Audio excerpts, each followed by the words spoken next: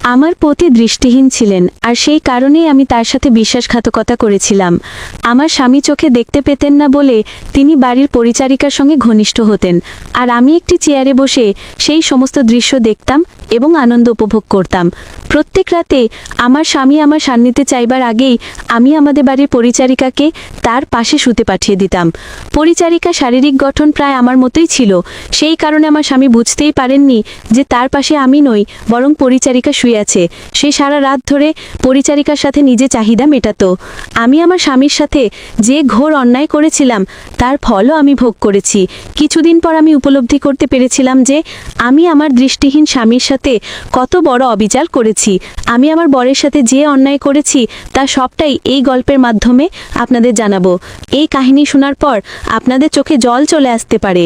আমার নাম সুনয়না। আমরা খুব দরিদ্র পরিবারে থাকতাম, এমনকি আমাদের দুবেলা ঠিকমতো খাবার জুটত না, যার জন্য আমার মাকে বাধ্য হয়ে অন্যের বাড়িতে কাজ করতে হতো। আমরা 4 ভাই বোন ছিলাম, আমি সবার বড় এবং আমার পরে 3টি ছোট ভাই ছিল। আমার বাবা একজন কৃষক ছিলেন। আমাদের নিজেদের কোনো জমি জমা ছিল না। বাবা তার মালিকের জমিতে চাষাবাদ করতেন। আমার বয়স তখন 18 বছর। দরিদ্র পরিবারের সন্তান হলেও আমি দেখতে অত্যন্ত সুন্দরী ছিলাম। তাই আমার বাবার মালিক আমার বাবাকে বলেছিলেন, তোমার মেয়ের জন্য একটি ভালো পাত্রের সন্ধান আছে। ছেলেটি তোমার মেয়ের চেয়ে বয়সে কিছুটা বড় হলেও সে অত্যন্ত ধনী। সেখানে তোমার মেয়ের বিয়ে দিলে তোমাদের সবার ভাগ্য ফিরে যাবে। তারপর বাবা যখন বাড়িতে এসে জানালেন যে আমার জন্য একটি পাত্র দেখেছেন, তখন আমি বাবাকে বলেছিলাম যে আমি একটি ছেলেকে ভালোবাসি এবং তাকেই বিয়ে করতে চাই। কিন্তু আমার বাবা মা আমার কথায় রাজি হননি, কারণ আমি যে ছেলেটিকে ভালোবাসতাম বিক্রম, সেও খুব গরিব ছিল। এমনকি তাদের নিজস্ব কোনো বাড়িও ছিল না, তারা একটা ছোট ভাড়া বাড়িতে থাকতো। আমরা গরিব হলেও আমাদের নিজেদের একটা মাথা গোঁজার ঠাঁই ছিল। আমি যে ছেলেটিকে ভালোবাসতাম তার নাম বিক্রম। আমার বাবা মা তখন বলেছিলেন, তুই যে ছেলেটাকে ভালোবাসিস ও একটা বেকার, ও তোকে দুবেলা ঠিকমতো খেতেও দিতে পারবে না। ওর সঙ্গে বিয়ে হলে তোর কপালে শুধু দুঃখই লেখা আছে। কিন্তু আমরা তোর জন্য যে পাত্রটি দেখেছি সেই ছেলেটা অনেক বড় লোক, সেখানে থাকা খাওয়ার কোনো অভাব হবে না। তুই রানীর মতো জীবন কাটাবি। তুই অনেক ভাগ্যবতী যে ওইরকম একজন ধনী ব্যক্তি তোকে বিয়ে করতে চেয়েছে। সব কিছু জানা সত্ত্বেও আমি বাবা মাকে বলেছিলাম যে আমি বিক্রমকেই বিয়ে করতে চাই। আমি জানতাম বিক্রমকে বিয়ে করলে আমার জীবনে সেই একই রকম অভাব অনটন চিরকাল লেগেই থাকবে। তা সত্ত্বেও আমি বিক্রমকেই বিয়ে করতে চেয়েছিলাম। কিন্তু আমার বাবা মা কোনোভাবেই এই বিয়েতে রাজি হননি। মা আমাকে বলেছিলেন, আমি কোনো মতেই তোর বিয়ে ওই ভবঘুরে ছেলেটার সঙ্গে দিতে পারবো না। ওদের তো নিজেদের কোনো বাড়িও নেই। ওই ছেলেটা সারাদিন এখানে ওখানে ঘুরে বেড়ায়, কোনো কাজকর্ম করে না। তাই তোর বিয়ে কোনোভাবেই ওই ছেলের সঙ্গে আমি দেব না। এমনিতেও ছোট থেকে তোরা অনেক কষ্ট করে বড় হয়েছিস। কোনোদিন আমরা তোদের ভালোভাবে খাওয়াতেও পারিনি, ভালো পোশাকও দিতে পারিনি। আর এখন আমাদের কাছে সুযোগ এসেছে তোর ভালো ঘরে বিয়ে দেওয়ার, এবং এই সুযোগটা আমরা হাতছাড়া করতে চাই না। তাই আমরা তোর কোনো কথাই শুনবো না। আর তোকে আমাদের দিব্যই রইল, তুই এমন কোনো কাজ করবি না যাতে আমাদের সম্মান ধুলোয় মিশে যায়। এরপর খুব তাড়াতাড়ি আমার বিয়ে নিহার বাবুর সঙ্গে ঠিক করে দেওয়া হলো। আসলে যে ধনী ব্যক্তিটি আমাকে বিয়ে করতে চেয়েছিলেন তার নাম নিহার, এবং তিনি নাকি আমার ছবি দেখে আমাকে পছন্দ করেছিলেন। বিয়ের আগে নিহার বাবু আমার বাবা মাকে নিজের বাড়িতে ডেকেছিলেন এবং বিয়ের সমস্ত কথাবার্তা সেখানেই চূড়ান্ত হয়েছিল। তারপর খুব তাড়াতাড়ি আমাদের বিয়ে পাকা হয়ে যায়, আর দেখতে দেখতেই আমার বিয়ের দিন চলে আসে। আমাদের বিয়ের আগের দিন রাতে আমি যা জানতে পারলাম তা শুনে আমার পায়ের তলার মাটি যেন সরে গেল। আমার বিয়ে একজন দৃষ্টিহীন মানুষের সঙ্গে হতে চলেছিল, এবং আমার বাবা মা নাকি এই বিষয়ে আগে থেকেই সব জানতেন। শুধু তাই নয়, আমার বাবা মা অর্থের লোভে ওই অন্ধ ব্যক্তির সঙ্গে আমার বিয়ে ঠিক করেছিলেন। নিহার বাবুর সঙ্গে বিয়ে পাকা হওয়ার আগে বিক্রম একবার তার বাবা মাকে নিয়ে আমাদের বাড়িতে এসেছিল, আমারও তার বিয়ের ব্যাপারে কথা বলতে। কিন্তু আমার বাবা মা কোনোভাবেই এই বিয়েতে রাজি হননি। তাই আমার কাছে আর কোনো উপায় ছিল না। বাধ্য হয়ে আমাকে নিহার বাবুকে বিয়ে করতে হয়েছিল। আমার মনে তার প্রতি একটা তীব্র ঘৃণা জন্মেছিল। আমি ভাবতাম নিহার বাবুর জন্যই আজ আমার বিয়ে বিক্রমের সঙ্গে হতে পারেনি। তারপর বিয়ের আগের রাতে যখন জানতে পারলাম যে নিহার বাবু চোখে দেখতে পান না, তখন তার প্রতি আমার ঘৃণা আরও দ্বিগুণ হয়ে গেল। বিয়ে হয়ে যখন আমি শ্বশুরবাড়ি এলাম, তখন আমার স্বামীর এত বড় বাড়ি গাড়ি দেখেও আমার মনে তার প্রতি বা তার ধন সম্পদের প্রতি কোনো লোভ বা ভালোবাসা জন্মায়নি। আমি তখনও বিক্রমের কথাই ভাবছিলাম, কারণ আমরা দুজন দুজনকে খুব ভালোবাসতাম। তাই ফুলশয্যার রাতে আমি আমার প্রেমিকের কথা ভেবে খুব কষ্ট পাচ্ছিলাম এবং ভাবছিলাম যে কিভাবে ওই অন্ধের স্পর্শ থেকে নিজেকে বাঁচানো যায়। আমার স্বামী যেহেতু চোখে দেখতে পেতেন না, তাই তার একজন সেক্রেটারি ছিল যার নাম রতন। রতন সবসময় 24 ঘন্টা আমার স্বামীর সঙ্গে থাকতো। রতন আমার স্বামীর সমস্ত কাজ করে দিত, এবং সে ছিল আমার স্বামীর একজন বিশ্বস্ত কর্মচারী। ফুলশয্যার রাতে যখন আমি ঘোমটা টেনে বিছানায় বিছানায় বসেছিলাম তখন ভাবছিলাম যে কিভাবে ওই অন্ধের হাত থেকে নিজেকে দূরে রাখবো। তারপর ভাবলাম আমার বরের বাড়িতে তো অনেক পরিচারিকা আছে, তাদের সঙ্গে একবার কথা বলে দেখি। পরিচারিকার কথা ভাবতেই আমার মাথায় একটা বাজে বুদ্ধি খেলে গেল। বাইরে থেকে স্বামী বাড়ি ফেরার আগেই আমি যখন নিজের ঘর থেকে বেরিয়ে নিজের ঘরগুলোতে গিয়েছিলাম, তখন আমাদের বাড়ির পাহারাদার এসে বলল, মালকিন আপনি কেন ঘর থেকে বেরিয়েছেন? মালিক তো এখনই চলে আসবেন, কিছু দরকার হলে আমাকে বলুন। আমি বললাম যে আমার একজন পরিচারিকার সঙ্গে কথা বলতে হবে।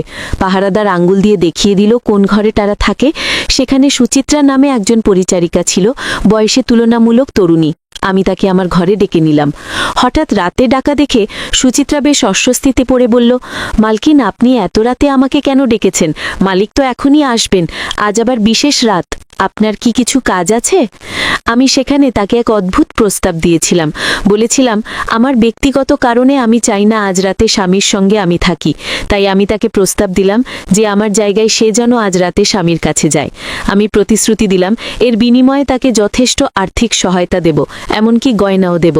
প্রথমে সুচিত্রা এই প্রস্তাব শুনে ভয় পেয়ে বলল, মালকিন এটা তো ঠিক হবে না, মালিক যদি জানেন আমাকে বাড়ি থেকে বের করে দেবেন, আপনি কেন এমন করতে চাইছেন? আমি বললাম সেসব জানার দরকার নেই তোমার, তুমি যদি আমার এই কাজে সাহায্য করো তাহলে তোমার পরিবার, স্বামী, সন্তানদের যত অভাব আছে আমি সব পূরণ করব, তোমার স্বামীর চিকিৎসার জন্যও টাকা দেব। প্রথমে সে রাজি হচ্ছিল না, কিন্তু অনেক বোঝানো এবং আর্থিক প্রলোভনের পর শেষ পর্যন্ত রাজি হলো। আমার স্বামী তখনও বাড়ি ফেরেননি। আমি সুচিত্রাকে বিয়ের পোশাক ও গয়না পরিয়ে তার মাথায় ঘোমটা দিয়ে বিছানায় বসিয়ে দিলাম আর নিজে একটা কোণায় লুকিয়ে থাকলাম। কিছুক্ষণ পরে রতন, আমাদের সেক্রেটারি, আমার স্বামীকে নিয়ে ঘরে ঢুকলো। রতন বলল, মালিক ম্যাডাম ঘোমটা দিয়ে বসে আছেন, আমি এখন বাইরে যাচ্ছি, কিছু দরকার হলে ডাক দেবেন। তারপর রতন চলে গেল। আমার স্বামী ঘরে এসে ঘোমটা দেওয়া মেয়েটিকে তার স্ত্রী ভেবে আচরণ শুরু করলেন। আমি কোণায় বসে সবকিছু দেখছিলাম। আমার মনে হচ্ছিল যে আমি আমার চাওয়া অনুযায়ী একটা পরিস্থিতি তৈরি করতে পেরেছি। আসলে আমি আমার স্বামীকে মন থেকে পছন্দ করতাম না, তিনি দৃষ্টিহীন ছিলেন, আর আমার মন তখনও অন্য কারোর জন্য ব্যথিত ছিল। আমি ভাবছিলাম যে কারণে আমার বিক্রমের সঙ্গে বিয়ে হয়নি, তার জন্য আমি এই মানুষটিকে কখনো মেনে নিতে পারিনি। এইভাবে অনেক দিন চলতে থাকলো।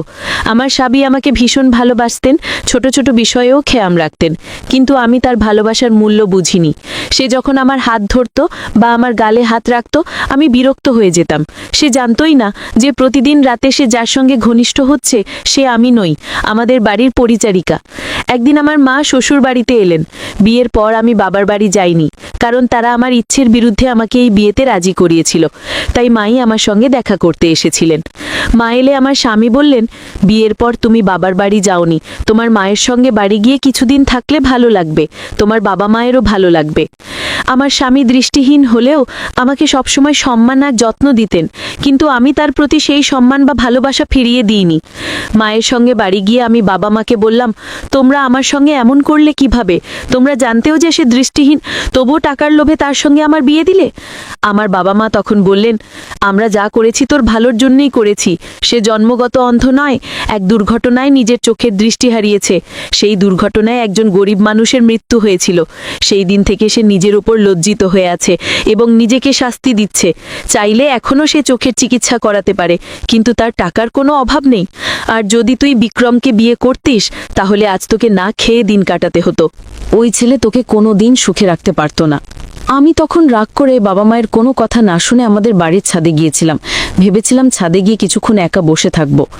ছাদে যাওয়া মাত্রই আমি বিক্রমকে দেখতে পেয়েছিলাম। আসলে আমাদের বাড়ি থেকে 2-3টে বাড়ি পরেই বিক্রমের বাড়ি ছিল, সেই বাড়িতে তারা ভাড়া থাকতো। আমি যখন ছাদে উঠেছিলাম তখন বিক্রমও নিজের ছাদের ওপরেই ঘুড়ি ওড়াচ্ছিল। তখন সেও আমাকে দেখতে পেয়েছিল এবং তাকে দেখা মাত্রই আমার বুকের ভেতরের কষ্টটা আরও বেড়ে যায় এবং আমি সেদিন ভেবেই নিয়েছিলাম যে যেমন করেই হোক না কেন বিক্রমকে আমি নিজের কাছে নিয়ে আসব।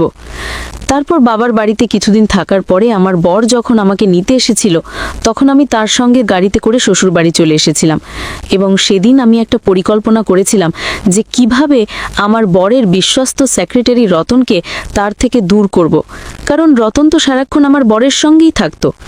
তাই সেদিন রাত্রিবেলা বর যখন আমার পাশে শুয়েছিল তখন আমি অনেক জোরে চিৎকার করতে শুরু করেছিলাম এবং আমার চিৎকারের আওয়াজকে রতন ঘরের ভেতরে ঢুকে পড়েছিল এবং রতনের ঘরের ভেতরে ঢোকা মাত্রই বর যখন ঘুম থেকে উঠে আমাকে জিজ্ঞেস করলো, সুনয়না তুমি এইভাবে চিৎকার করছো কেন, তোমার কি হয়েছে? তখন আমি কান্নাকাটি করে বরকে মিথ্যে করে বলেছিলাম, তোমার সেক্রেটারি রতন আমার সঙ্গে জোর জবরদস্তি করার চেষ্টা করেছে। রতন তখন অনেক বেশি ঘাবড়ে গিয়ে আমার বরের হাতে পায়ে ধরে বলল, মালিক আমি এরকম কখনোই করতে পারি না, জানি না মালকিন কেন আমার নামে মিথ্যে কথা বলছেন।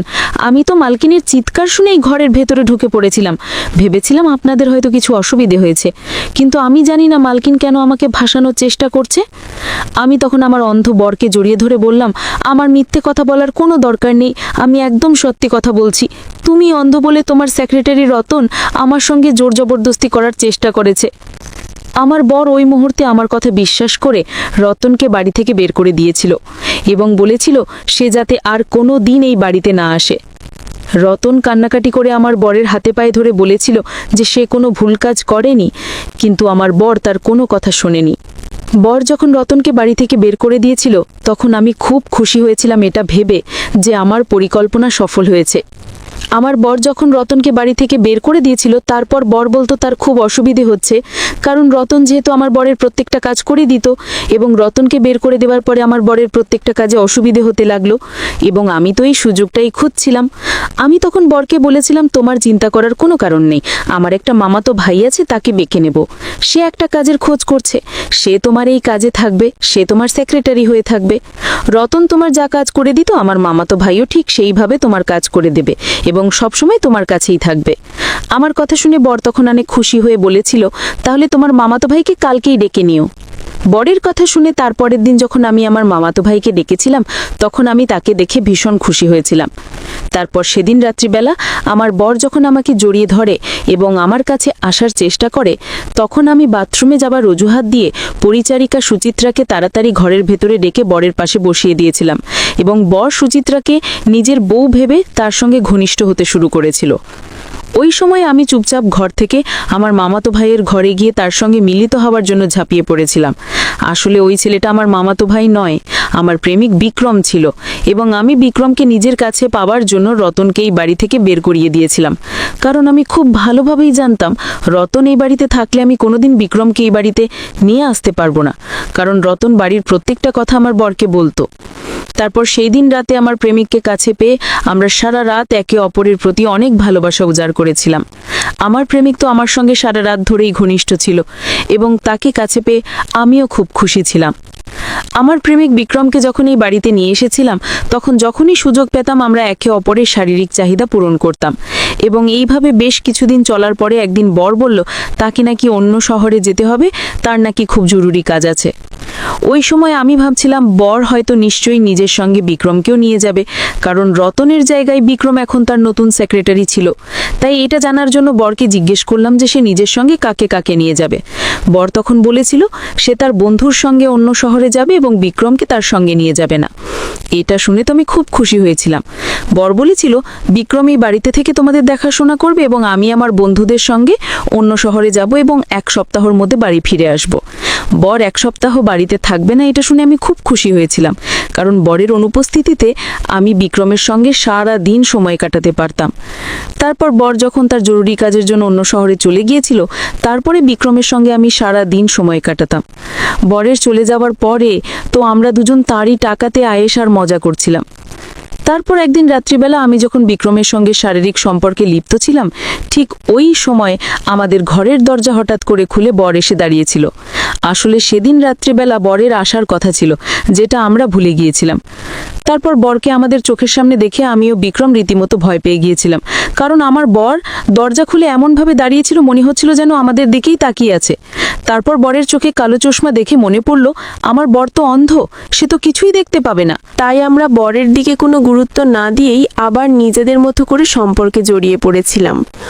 পরের দিন সকালবেলা আমি যখন টেবিলে গেলাম নাস্তা করতে তখন দেখলাম আমার বর আগে থেকেই টেবিলে বসেছিল এবং আমাকে দেখা মাত্রই নিজের চোখের কালো চশমাটা খুলে বলল, আজকে থেকে তুমি একদম স্বাধীন, তুমি আমার থেকে মুক্তি পেতে চেয়েছিলে তো, আমি তোমাকে মুক্তি দিলাম। এই কথাটা বলে সে আমার সামনে একটা কাগজ রেখেছিল এবং বলেছিল, এই কাগজটায় আমি সই করে ফেলেছি, এবার তুমিও সই করে দাও, তাহলেই তুমি আমার থেকে মুক্তি পেয়ে যাবে। তারপর ওই কাগজটা হাতে নিতেই আমার পায়ের তলা থেকে মাটি সরে গিয়েছিল, কারণ ওই কাগজটা ডিভোর্সের কাগজ ছিল। তার মানে কি বর আমার ব্যাপারে সবকিছুই জানতো? বরের কথা শুনে আমার তখন আর কথা বলার সাহস হয়নি। বর তখন আমার দিকে তাকিয়ে বলল, তুমি যখন রতনকে ফাঁসানোর চেষ্টা করেছিলে তখন আমি কিছুক্ষণের জন্য হলেও তোমার মিথ্যে কথা বিশ্বাস করেছিলাম, কিন্তু পরে ফোন করে ব্যক্তিগতভাবে আমি রতনের সঙ্গে দেখা করেছিলাম এবং সে আমাকে বলেছিল যে সে তোমার সঙ্গে কোনো নোংরামি করেনি। তখন আমি রতনের কথা বিশ্বাস করেছিলাম, কারণ আমি জানতাম রতন আমাকে ঠকাতেই পারে না। এমনকি রতন আমাকে বলেছিল, মালিক আপনি যদি বলেন তাহলে আমি এটা খোঁজ লাগাতে পারি যে মালকিন কেন আমাকে ফাঁসানোর চেষ্টা করেছে, তার কি কোনো অন্য ছেলের সঙ্গে সম্পর্ক রয়েছে। এবং তুমি যখন প্রত্যেকদিন রাতে ওই জায়গায় ওই পরিচারিকা সুচিত্রাকে ঘরে ডাকতে, তখন একদিন আমার সন্দেহ হয়েছিল এবং সেদিন আমি অন্ধ থাকা অবস্থাতেও সুচিত্রাকে বলেছিলাম যে আমি তোমার ব্যাপারে সবকিছু জানি। এই কথাটা বলা মাত্রই সুচিত্রা ভয় পেয়ে আমাকে সবকিছু বলেছিল, অথচ আমি তো কিছুই জানতাম না যে আমার পাশে কে রয়েছে। আমি শুধু সত্যি কথা জানার জন্যই সেদিন এই কথাটা বলেছিলাম। তারপর সুচিত্রা বলেছিল তুমি নাকি ওকে এইসব কাজ করতে বলেছো, এবং সুচিত্রা আমার কাছে হাত পা ধরে ক্ষমাও চাইছিল। সুচিত্রা তো বাধ্য হয়ে টাকা পয়সার জন্য এইসব কাজ করেছিল, কিন্তু আমি তো তোমাকে অনেক ভালোবাসা দিয়েছিলাম, তোমাকে কোনো কিছু অভাব হতে দিইনি। তারপরেও তুমি আমার সঙ্গে বেইমানি করতে পারলে। কাল রাতে আমি নিজের চোখে দেখেছি যে তুমি কিভাবে তোমার প্রেমিকের সঙ্গে শারীরিক সম্পর্কে লিপ্ত ছিলে। এরপরে আর কিছু বলার নেই। তোমার জন্য আমি একটা ফ্ল্যাটও কিনেছিলাম, ভেবেছিলাম তোমাকে উপহার দেব, কিন্তু তুমি সেটার যোগ্য না। তারপর বর আমাকে আর বিক্রমকে বাড়ি থেকে ধাক্কা মেরে বের করে দিয়েছিল এবং বলেছিল, বিয়ের সময় আমি তোমাকে যে গয়নাগুলো দিয়েছিলাম সেই গয়নাগুলো তুমি নিজের সঙ্গে নিয়ে যেতে পারো, ওই গয়নাগুলো আর আমি তোমার কাছ থেকে ফেরত নেব না। কিন্তু একটা কথা মনে রেখো, তুমি আমার সঙ্গে যে বেইমানিটা করেছো ঠিক তোমার সঙ্গেও এইরকম হবে, এবং তুমি সেদিন বুঝতে পারবে যে তুমি আমার সঙ্গে কত বড় অন্যায় করেছিলে। এবার তোমরা আমার বাড়ি থেকে বেরিয়ে যেতে পারো। বরের কথা শুনে তো আমার হাত পা ঠান্ডা হয়ে গিয়েছিল। বরকে কিছু বলার মতো আমার আর সাহসই ছিল না, তাই সেখান থেকে চুপচাপ বেরিয়ে যেতে হয়েছিল। সেখান থেকে বেরিয়ে আমি আর বিক্রম একটা ভাড়া বাড়িতে উঠেছিলাম। আমার বাবা মা যখন এই ঘটনাটা জানতে পেরেছিল তখন তারাও আমার সঙ্গে সব সম্পর্ক শেষ করে দিয়েছিল। তারপর সেদিন থেকে আমার জীবনের খারাপ পর্যায় শুরু হয়ে যায়। বিক্রমের সঙ্গে আমি যখন ভাড়া বাড়িতে উঠেছিলাম তখন আমার বরের দেওয়া সেই সোনা গয়নায় আমার সংসারে লেগেছিল। 1 মাস হতে না হতেই আমি বুঝতে পেরেছিলাম আমার বাবা মায়ের কথাগুলো সত্যি ছিল। বিক্রম একটা বেকার ছেলে ছিল। সে সারাদিন বাড়িতে শুয়ে টিভি দেখতো এবং কোনো কাজকর্ম করতে চাইতো না।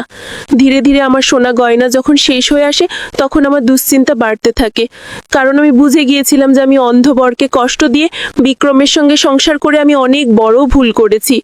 বিক্রমকে যখন আমি বাইরে গিয়ে কোনো কাজকর্ম করার কথা বলতাম, টাকা উপার্জন করার কথা বলতাম, তখন সে আমার উপরই চিৎকার চেঁচামেচি করত। এমনকি সে আমার গায়ে হাত তুলতো এবং বলতো সেই কোনো কাজকর্ম করতে পারবে না, আমাকে নাকি বাইরে গিয়ে টাকা উপার্জন করে নিয়ে আসতে হবে। বাধ্য হয়ে আমাকে একটা দোকানে কাজ করতে হতো এবং সংসার চালানোর জন্য আমাকেই টাকা উপার্জন করে নিয়ে আসতে হতো, কারণ আমার কাছে আর কোনো উপায় ছিল না। আমি তো বরের কাছেও ফিরে যেতে পারতাম না, আর বাবা মা তো আগেই বলেছিল যে তারা আর কোনোদিন আমার মুখ দেখবে না। তাই বাধ্য হয়ে আমাকে বিক্রমের সঙ্গেই সংসার করতে হয়েছিল। আমি মাঝে মাঝে কাঁদতাম এটা ভেবে যে আমি জীবনে কত বড় ভুল করেছি। আমি নিজের পায়ে নিজে কুড়াল মেরেছিলাম। তারপর বেশি টাকা উপার্জন করার জন্য আমি সেই দোকানটা ছেড়ে একটা হোটেলে ওয়েটার হিসেবে কাজ করা শুরু করেছিলাম। সেদিন আমাদের হোটেলের সামনে একটা অনেক বড় গাড়ি এসে দাঁড়িয়েছিল এবং সেই গাড়িটা দেখা মাত্রই হোটেলের সব কর্মচারীরা বাইরে গিয়ে দাঁড়িয়েছিল। আমি তখন বুঝতে পারছিলাম না যে এই বড় গাড়ির ভেতরে এমন কে আছে যাকে নিয়ে আসার জন্য হোটেলের সব কর্মচারীরা বাইরে গিয়ে দাঁড়িয়েছে। তারপর ওই লোকটা যখন একটা সুন্দরী মেয়ের হাত ধরে আমাদের হোটেলের ভেতরে প্রবেশ করে, তখন তাদেরকে দেখা মাত্রই আমার বুকের ভেতরটা ফেটে যায় এবং আমার চোখ দিয়ে জল ঝরতে শুরু করে। আসলে ওই লোকটা আর ওই মেয়েটি আর কেউ নয়, আমার প্রথম বর ও তার দ্বিতীয় স্ত্রী ছিল। আসলে আমি যখন বরকে ঠকিয়েছিলাম তার 2 মাস পরে সে একটা বড়লোক ঘরের মেয়েকে বিয়ে করেছিল এবং সেই মেয়েটি আমার থেকে অনেক বেশি সুন্দরী ছিল। সেদিন আমি বুঝতে পেরেছিলাম বাবা মায়ের কথার অবাধ্য হয়ে আমি জীবনে কত বড় ভুল কাজ করেছিলাম। আমি নিজের জীবনটা আমি নিজের হাতেই শেষ করেছিলাম। আমার কাছে তো আর কিছু করার ছিল না। আমার কাছে আর কোনো উপায় না থাকায় আমাকে বাধ্য হয়ে বিক্রমের সঙ্গেই সংসার করতে হয়েছিল, কারণ আমি জীবনের এমন পর্যায়ে গিয়ে ভুল করেছিলাম যে সেই ভুলটা শোধানোর মতো আমার কাছে আর একটাও সুযোগ ছিল না। বন্ধুরা, আজকের গল্পটি এখানেই শেষ করছি। গল্পে কোনো ভুল ত্রুটি থাকলে ক্ষমা করে দেবেন। গল্পটি ভালো লাগলে অবশ্যই লাইক, শেয়ার ও সাবস্ক্রাইব করতে ভুলবেন না। ধন্যবাদ।